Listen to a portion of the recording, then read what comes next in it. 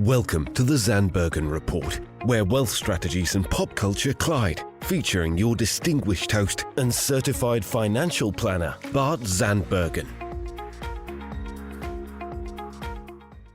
Welcome to our show of Dream Chasers and Wealth Makers. We are thrilled to be back in the studio today with a new episode of the Zandbergen Report. I'm proud to bring in the movers, shakers, and difference makers who are passionate about sharing what they have learned and what you need to know today. And I'm happy to be in studio today with Dean Gray, the co-founder and proprietor of Rivierain Winery. There we go. All right, Dean, welcome to the show. Thank you. I'm honored to be here. Thanks for inviting me. Oh, of course. And it was fun kind of just catching up for the audience. Dean and I met almost exactly a year because the event is coming up at the Napa and Newport Cure Duchenne event. He was one of the lovely sponsors with his amazing wine. So we're going to talk a little bit more about his wine and kind of his journey on how a business guy gets to start a winery. Exactly.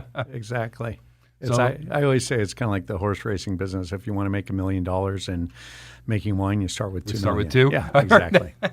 old analogy, but it works really well in this case. Or maybe that's part of your whole retirement plan. Yeah, we were exactly. talking about yes. Reduction of wealth. Yeah. Well, great starting point. You are near or just past retirement. You start a winery. So what did you do before, and what led you to the wine business? That's it was a journey. Never a plan. Did a lot of business plans in my life, but never intended to be in the wine business. But through graduating Cal State graduate from Northridge, and ended up working in consumer products for Procter & Gamble out of college. So that launched me into what turned out to be a successful 35-year career in consumer products. So nothing sexy. I always say selling toilet paper and spaghetti sauce and peanut butter and the things that people need every day. Yeah. And you forget how many ways there are to make a living. But that launch into consumer products actually ended up helping me launch a second part of my career with Advantage Sales and Marketing, which is an Irvine-based company. And we're basically a food broker that represents Fortune 500 food companies, and took that company from about a $30 to $40 million Southern California food broker to a $4 billion company nationally. Wow. So that's where I spent my last 20 years of my career. I always say living on United Airlines. I usually had, unfortunately, I think I had more flight miles than most full-time flight attendants. And then on top of that, you had the day job of actually doing your job when you weren't on the airplane. But that was really what I retired from about 4 years ago. I just turned 60 this year, just had the big one about 30 days ago. Yeah. So I'm trying to put that behind me and still feel young and look young. But I guess probably your follow-up question, I should let you ask it, but how'd you get into wine, right? Exactly right. Selling toilet paper and spaghetti sauce, and then next thing you know, you're in the wine business. But my wife at the time and I, this goes back about 13 years ago. She's one of our business partners, Lori. We bought a second home, fortunate enough to buy a little second home, and we bought it in Napa. Just always had a love for Napa, had a love for wine. Didn't really know wine well, just knew we liked to go to Napa with a lot of friends, as many of your listeners do. Yeah. And, one thing turned into another after years of going up there, maybe 2-3 times a year on couples weekends, or I did a lot of entertaining as well in the corporate world and took people to Napa. Just kind of fell in love with the area, not so much the concept of winemaking. So we bought this second home in Rutherford, right by Rutherford Grill Restaurant. Many people know it well, a Hillstone Group restaurant. And it was about 2 years into that journey that one of my dear friends, who's now a business partner in Rivierain, Steve Nordoff, he's a huge wine guy. Probably should have been a master somm instead of an attorney, although he's great at both. He would always come to Napa with us. He was single, and we would drag him along. Lori even said to me a couple times, "Can we ever go to Napa without Steve? He's always like in our suitcase." But he loved Napa that much. And through Steve and his connections and his love of wine, we got to know a lot of people in the industry up there. And one thing led to another. One of the gentlemen that we got to know really well was one of Steve's dear friends, a guy named Thomas Rivers Brown, who, if you're in the wine business, that's Thomas is at the top of the game in terms of winemaking. Yeah. And so that's the introduction, and that's what kind of was the soft sell into getting into a wine project. Well, meeting a top winemaker and starting a winery are still two different things. So. That's correct. And I will tell you, even after 2 years of home ownership, we were out to dinner at one of my favorite restaurants in Napa named Press Restaurant in St. Helena. It was a big steakhouse at the time, and now they're morphing into trying to get Michelin stars and really take it to a cutting-edge culinary experience. But we're at dinner one night at Press Restaurant with Thomas Brown, and we had all had copious amounts of red wine, which is kind of what you do when you're in Napa at a big steakhouse. And somewhere about 3/4 of the way through dinner, my buddy Steve Nordoff turned to myself and said, "Hey, we've got Thomas here. We should do a little wine project." And I said, "Yeah, that's a horrible idea, Steve." And Thomas started laughing, and he goes, "Why is it a bad idea?" I said, "I'm like, I think 2 to 4 years away from retirement, and the last thing I need to do is dump tens of thousands or hundreds of thousands of dollars into a wine project." I said, "I don't know about you, but I'm not made of money, and this does not sound like part of my retirement plan." At which point, Thomas chimed in and said, "Hey, I love you guys. Steve, you've been a friend for a long time. Dean, I'm getting to know you, and I really enjoy being with you. And I'm looking to expand some of my projects." At the time, he only did 8 projects. Today, he probably does about 30 projects, small size like ours.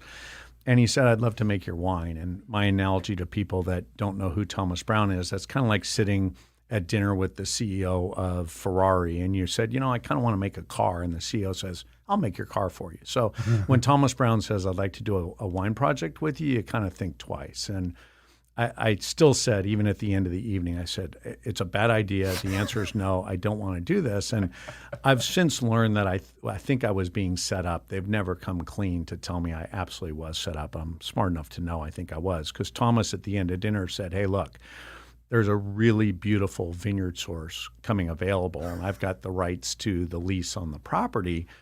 And if you're even considering this at all, we should go walk the vineyard and just take a look at it and talk a little bit more about this when we haven't had 74 glasses of red wine each." So I agreed to do that as we climbed into an Uber, and Thomas said, "Okay, we'll meet you there at 10 o'clock tomorrow morning." So that's why I feel like I was set up. Yeah, because this was not like, "Oh, we'll call you in a month." And so long story short, the next morning at 10 a.m., we walked this beautiful vineyard called Tench Vineyard in Oakville, right next to Screaming Eagle. Okay. The vineyards literally touch Screaming Eagle. I'm like, "Well, I know what Screaming Eagle is. That's $2,000 a bottle. How much is this going to be?"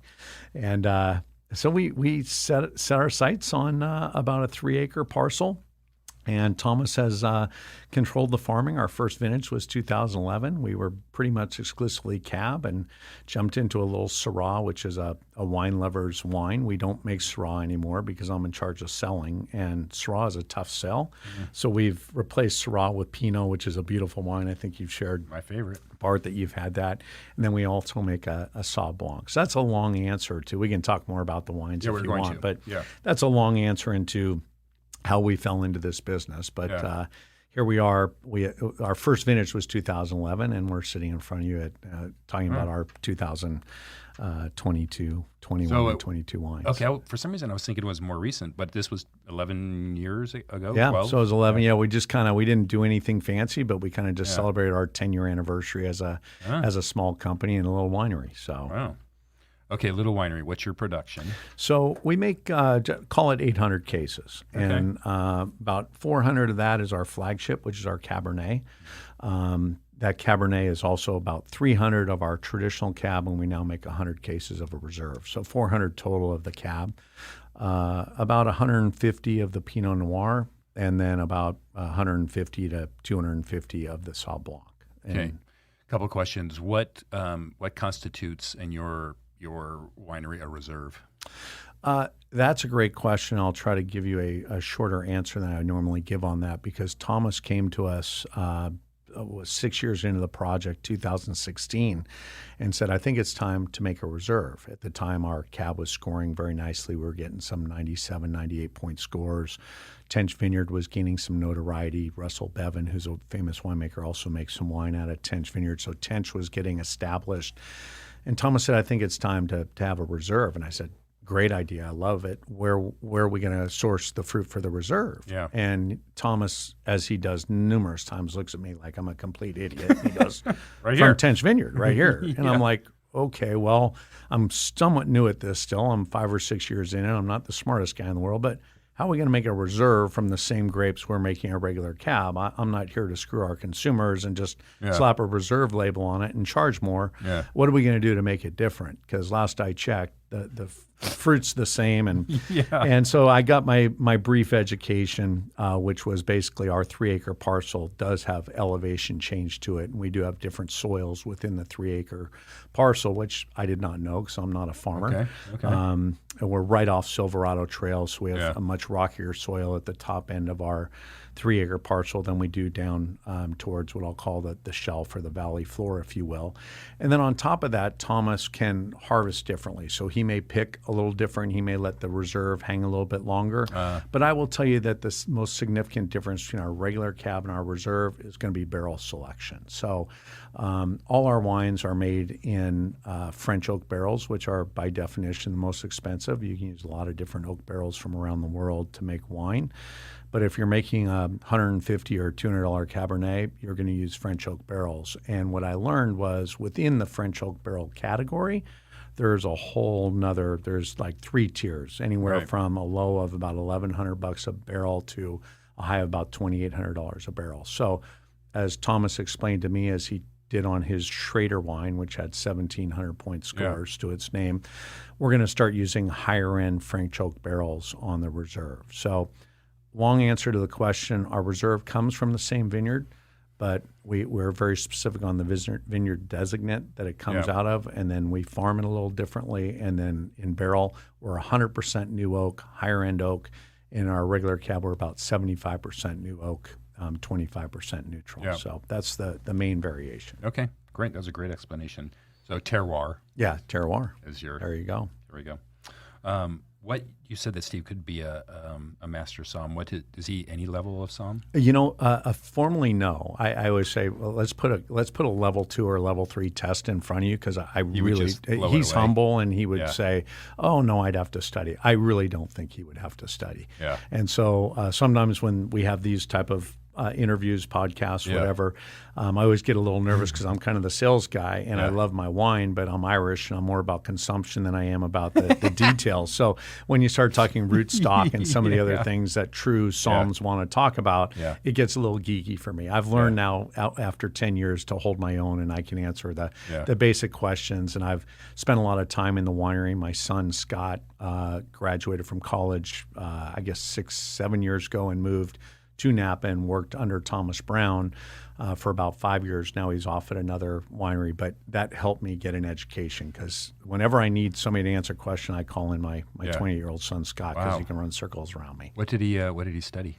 He actually just was a public relations major, and but around the time, and you can appreciate this, any kid that's 18 years old, when Lori and I bought the home in Rutherford, Scott was, I think, a junior in high school or a senior in high school. So you tell some 18-year-old kid, would you like to vacation in Napa this weekend? And I'll probably pour you a little wine. The answer is heck yes. Yeah. Or probably hell yes. Yeah. And so Scott grew a big fan of wine. He did summer internships at David Arthur Vineyards. David Long's a dear friend, a Cure Duchenne supporter as well. Yeah.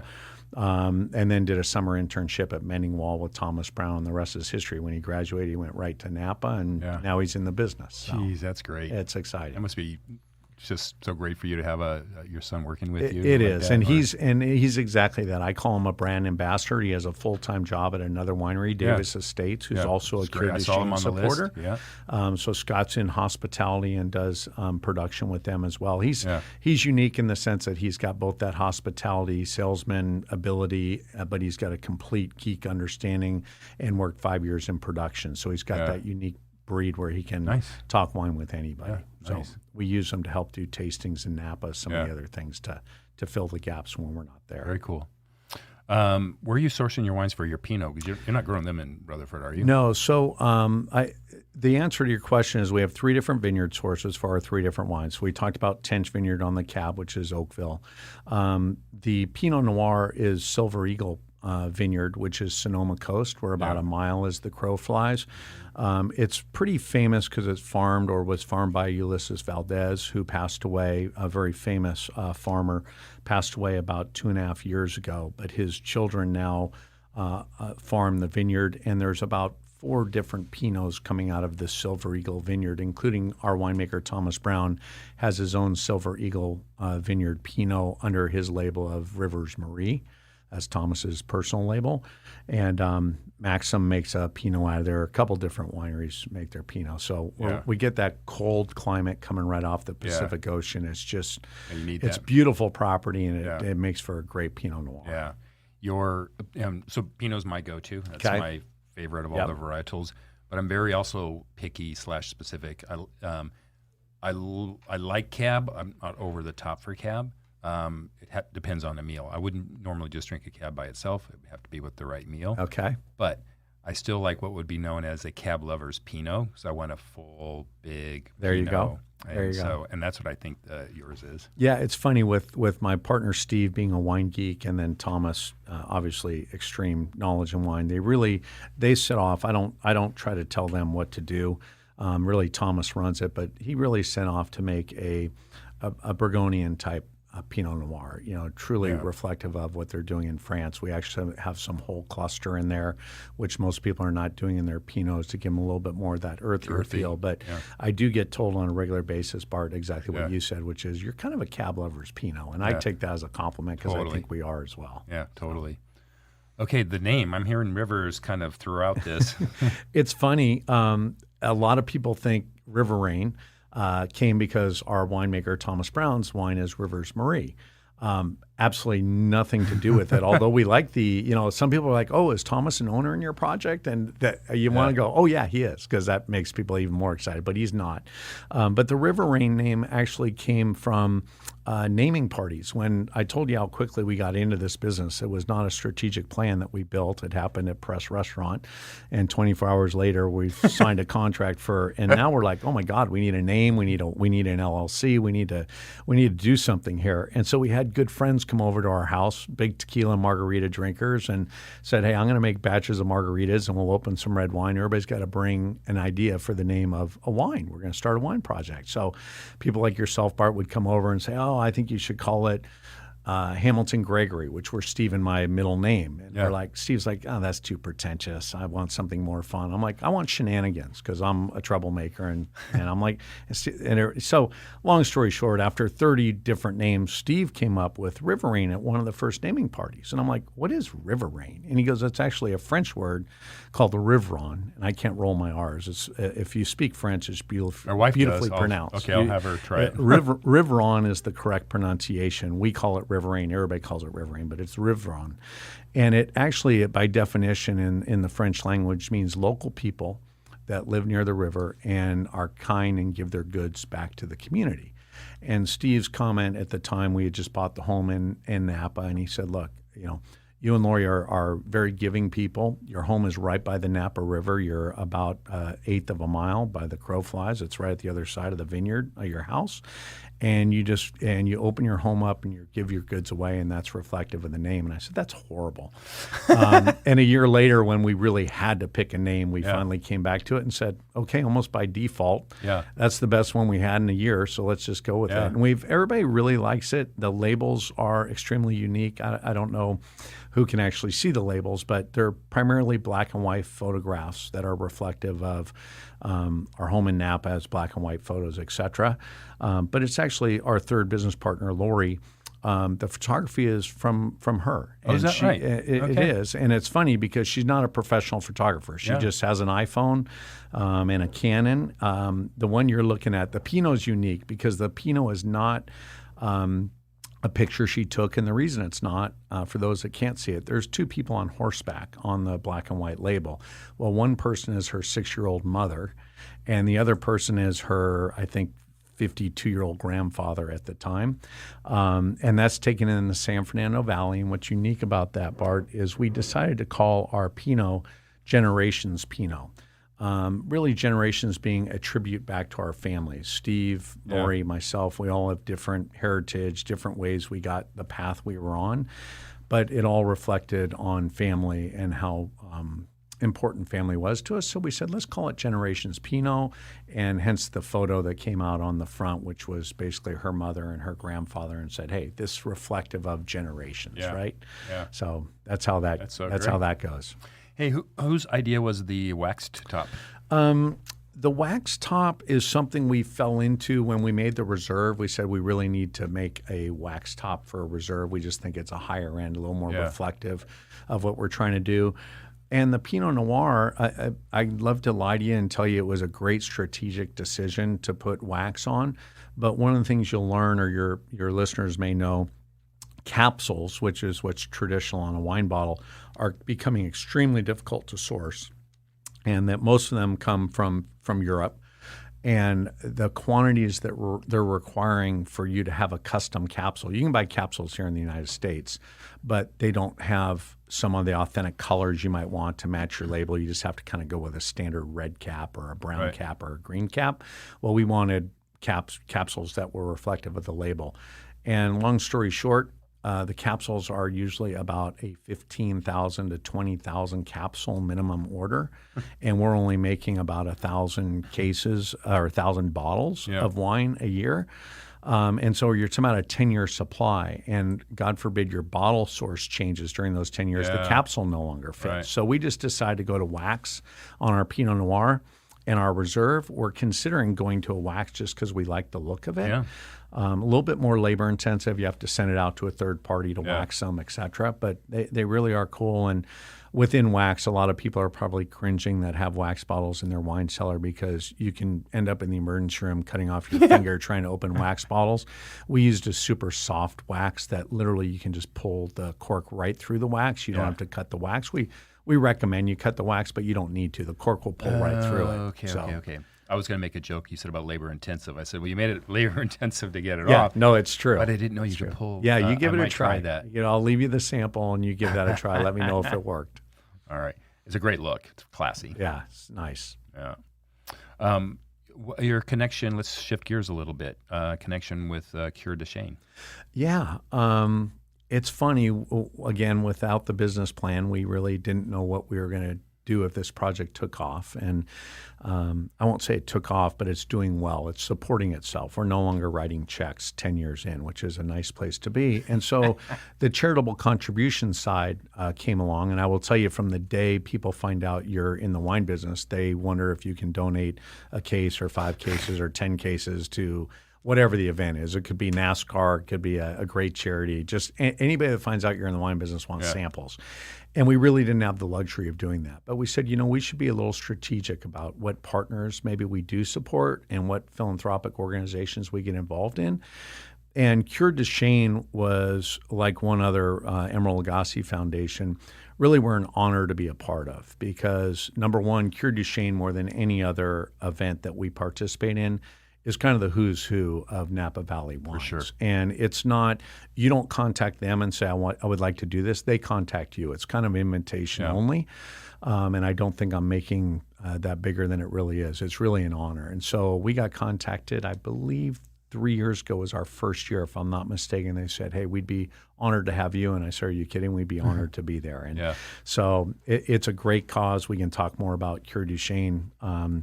I think you mentioned you had maybe a podcast with the director. Just recorded yesterday. Yeah, so she was great. But we're honored to be a part of that. And again, it's hard for a 700, 800 case winery to really, we don't donate millions of dollars. Yeah. We try to donate some experiences to these events. So we'll donate some VIP tastings in Napa, or possibly a stay at my home up there, and some things like that, or a catered dinner down here, since all 3 proprietors of Rivierain actually are really Orange County based, from Newport Beach to Laguna Beach. We have a lot of nice restaurant support here on the California coast, and so we'll do dinners here locally as well as in Napa. Oh, great. Are you allowed to say which local restaurants? Oh, sure. Yeah, I don't want to leave anybody out, but our biggest supporters, primarily because I'm in Newport Beach, are probably ARC, restaurant. A has become a great supporter. Olia and the Vine out of San Clemente. They also own Sapphire and Laguna Beach.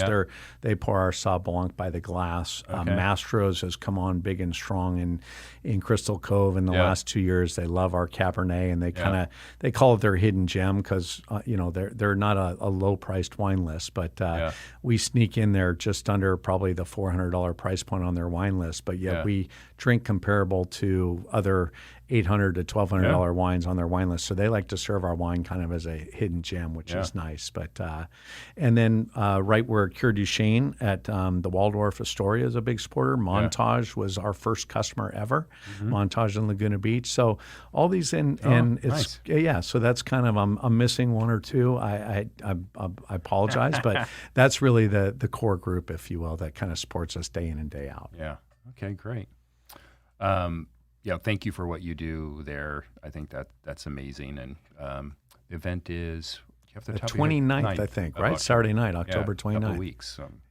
Got a couple buddies that have Halloween parties that have to take their kids out to a Halloween party instead of going to Cure Duchenne.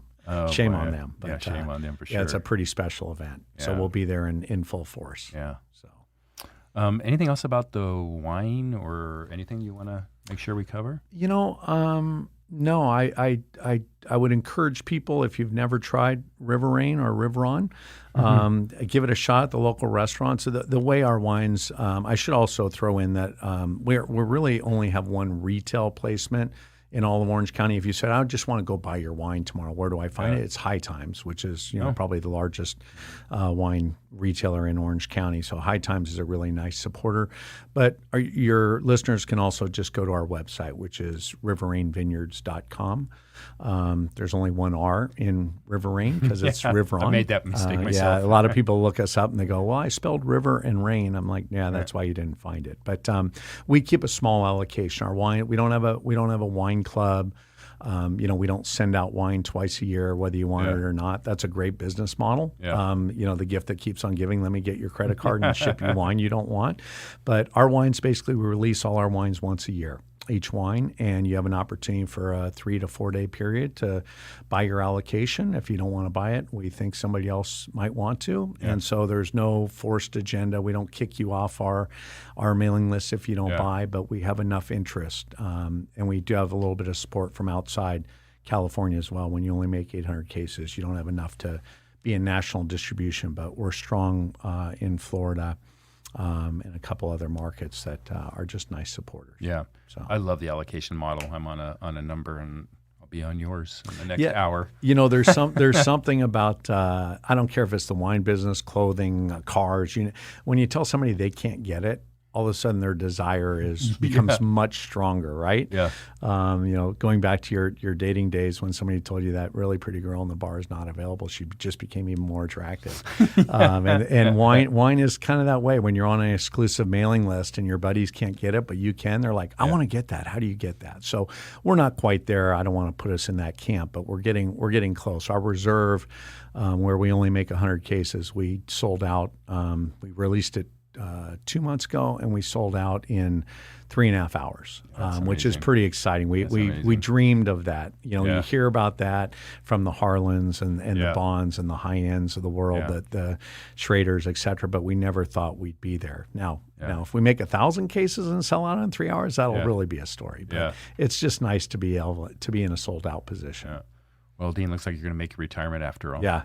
We're going to get there. All right. We've come pretty close to the end of time, and I always have the honor of asking my guests the final thought question, which is, what is your ultimate lesson learned? And I'm going to say, in your case, just in life. You've had quite an evolution in what you've done and experiences. I have. I'm reinventing myself again, as you and I talked off microphone. I'm now single, went through a divorce. And so I would just say my key word in life that I try to instill in my kids, et cetera, is passion. I kid with my youngest son, Scott, who I mentioned earlier. he always thought that in my mind he had to be a CEO or a president of a company to be successful. And I said, no, you've got me read all wrong. And we still have this debate. I said, I don't care if you want to be a barista at Starbucks. I don't care if you want to pump gas at Chevron. I don't care if you want to sweep the parking lot. Just be the best there is at it. Yeah. I mean, just apply yourself and do it with passion. So whether it's a relationship, whether it's a business, go all in and show people excitement, care about people, and give back. So that's it for me. That's great. That's a good one. And I just actually had an idea, Danielle. So in about a month, we do our holiday wine tasting show, and we talk about wines for getting ready for the holidays. I'm going to save minimum this one for that show, because I actually love Pinot Noir with my turkey. There you go. So, well, I would. I thought this was going to be your can I get 2 or 5 cases for free, just like everybody else? No, I'm teasing you. I would like you to drink that one I left with you before that, and I'll get you another one for your holiday show. You're very nice. Because I did mention to you we're coming out with the 21 vintage, and I'll get you a bottle of that as well. You can try them side by side. You twisted my arm. Yeah. Thank you for the time. I really appreciate it. Thank you for the time. Thanks everyone who had tuned in. We look forward to being in studio next week. Cheers. Awesome. Tune in next week for the latest edition of the Zandbergen Report, Tuesdays at 2 p.m. Catch up on our recent shows by visiting podcast.bartzandbergen.com. The Zandbergen Report is also available on iTunes, iHeartRadio, and Spotify. Interested in being a featured guest on our show, or have a question you'd like to hear us answer? Email podcast@bartzandbergen.com. The contents of this podcast episode do not constitute an offer of securities or a solicitation of an offer to buy securities, and may not be relied upon in making an investment decision related to any investment offering Access Wealth Management LLC, an SEC-registered investment advisor. Access does not warrant the accuracy or completeness of the information contained herein. Opinions are our current opinions and are subject to change without notice. Prices, quotes, rates are subject to change without notice. Generally, investments are not FDIC insured, not bank guaranteed, and may lose value.